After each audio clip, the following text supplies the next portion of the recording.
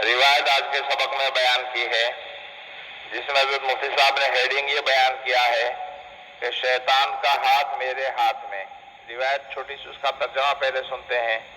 حضرت حذیفہ ابن یمان فرماتے ہیں کہ ہم لوگ جب کھانے کے لیے نبی کریم صلی اللہ علیہ وسلم کے ساتھ کسی دعوت یا کھانے میں حاضر ہوتے تھے تو ہم کھانے کے لیے اپنا ہاتھ آگے نہیں بڑھاتے تھے یہاں تک کہ نبی کریم صلی اللہ علیہ وسلم کھانا شروع فرمائیں.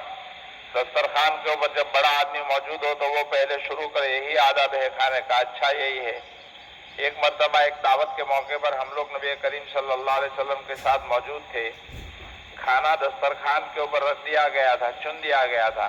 اب یہ نبی کریم صلی اللہ علیہ وسلم نے کھانا شروع نہیں فرمایا, اپنے دستے مبارک ہاتھ آگے نہیں بڑھایا تھا. ایک بچی تیزی کے ساتھ آئی, چھوٹی سی بچی. ایسا معلوم ہو رہا تھا کہ کوئی دھکے دے کر اس کو لا رہا ہے. اس کے کھانے میں ہاتھ ڈالنا چاہا تو نبی کریم صلی اللہ علیہ وسلم نے اس کا ہاتھ پکڑ لیا, یعنی اس کو کھانے نہیں دیا, اس لیے کہ اس نے بسم اللہ نہیں پڑھی تھی. اس کے بعد ایک دیہاتی گاؤں کا رہنے والا تیزی سے آیا, اس نے کھانے میں ہاتھ ڈالنے کا چاہا تو آپ صلی اللہ علیہ وسلم نے اس کا ہاتھ بھی پکڑ لیا. کھانے کے اندر ہاتھ ڈالنے نہیں دیا, اس لیے کہ اس نے بھی بسم اللہ نہیں پڑھی تھی. اس کے بعد نبی کریم صلی اللہ علیہ وسلم نے ارشاد فرمایا, جس کھانے پر اللہ کا نام نہ لیا جائے شیطان اس کھانے کو اپنے لیے حلال کر لیتا ہے. اللہ کا نام نہ لیا جائے تو شیطان اس کو حلال کر لیتا ہے.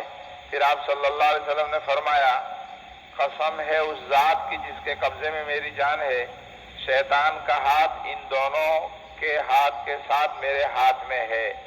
دونوں کے ہاتھ نبی کریم صلی اللہ علیہ وسلم نے پکڑ رکھے تھے تو آپ نے فرمایا کہ ان دونوں کے ہاتھ کے ساتھ شیطان کا ہاتھ بھی میرے ہاتھ میں ہے. اس کے بعد آپ صلی اللہ علیہ وسلم نے بسم اللہ پڑھ کر کھانا شروع فرما دیا. یہ حدیث ہے. اس حدیث کے ذیل میں چند امور معلوم ہوئے. یہ بھی ادب ہے کہ بڑوں کے ساتھ جب کھانے کے لیے بیٹھو تو جب تک بڑے کھانا شروع نہ کریں چھوٹوں کو کھانا شروع نہیں کرنا چاہیے. جب وہ شروع کر دیں تب دوسروں کو چاہیے کہ کھانا شروع کریں. حضرت حذیفہ فرماتے ہیں حضرات صحابہ کا یہی معمول تھا کہ جب تک آپ صلی اللہ علیہ وسلم کھانا شروع نہیں فرماتے تھے ہم شروع نہیں فرماتے تھے. یہی حضرت حذیفہ کی اس روایت سے معلوم ہوتا ہے. ہمارے یہاں بھی جو دیندار طبقہ ہے وہ اس کے اوپر عمل کرتا ہے کہ دسترخوان پر بیٹھا تو پہلے جو بڑا آدمی ہے اس کے سامنے پیالہ رکھا جاتا ہے تاکہ وہ نکال لے, پھر بعد میں دوسرے نکالیں. یہی ادب ہے. پھر حدیث سے بھی معلوم ہوا کہ جو آدمی اپنے چھوٹوں کو اپنے ساتھ لے کر کھانے کے لیے بیٹھا ہو اس کو چاہیے کہ اس کی چھوٹوں کی نگرانی کرے کہ انہوں نے بسم اللہ پڑھی یا نہ پڑھی, کھانے کے جو آداب ہیں وہ چل رہے ہیں یا نہیں. اگر نہ پڑھی ہو تو ان کو کھانا نہ کھانے دیں, ان کا ہاتھ پکڑ لے اور کہہ لے کہ پہلے بسم اللہ پڑھو اس کے بعد کھانا شروع کرو. تربیت کا بھی یہی تقاضا ہے. دیکھیے یہاں نبی کریم صلی اللہ علیہ وسلم نے اس بچے کا ہاتھ پکڑ لیا کہ اس نے بسم اللہ نہیں پڑھی تھی. چھوٹی سی بچی بیچاری کیا سمجھتے, لیکن اس کا ہاتھ پکڑ لیا, اس نے بسم اللہ نہیں پڑھی تھی. اس سے بھی معلوم ہوا کہ بچوں کو ادب سکھلانا چاہیے. آج کل تو ماں باپ اس کا اہتمام ہی نہیں کرتے. جب بچے کی مرضی ہوگی کھائے گا, خادمہ اور نوکرانی اس کو کھلائے گی. ماں باپ اپنی اپنی مرضی سے کھائیں گے.